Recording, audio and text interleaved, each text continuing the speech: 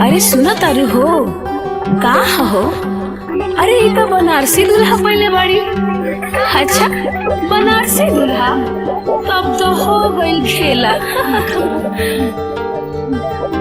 दूल्हा तू बड़ा मत वाला, बड़ा जबर हो बनारस वाला। दूल्हा तू बड़ा मत वाला, बड़ा जबर हो बनारस वाला। हंसलू हो पूरा झोंस गइलू, रंग रसिया तो पैलू सजनवा हो।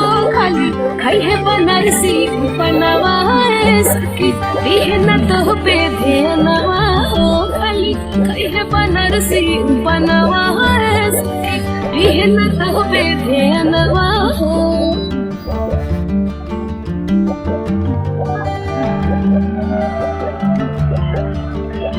एक मार धोला गोरखपुरिया हो, मिठ मिठ करेलू बतिया।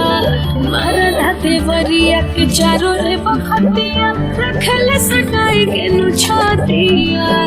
आजमगढ़ के मारद रंगदार हो गले, हो गाजीपुर के मारद शानदार हो गले। मारद दसी वाला सजिया बिहनवा हो। खाली खाई है बनारसी बनवा है सखी, दिहना तो पे ध्यानवा हो। खाली खाई है बनारसी बनवा है सखी, दिहना तो पे ध्यानवा हो।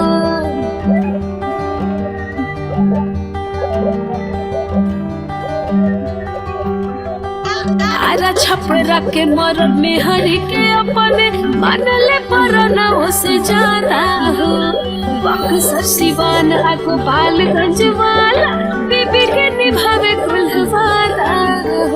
शौक सारा पूरा करे से खपुरिया, अरे सटल रहे भागे ना भागलपुरिया। छोरा गंगा वाला सागर सी जनवा हो।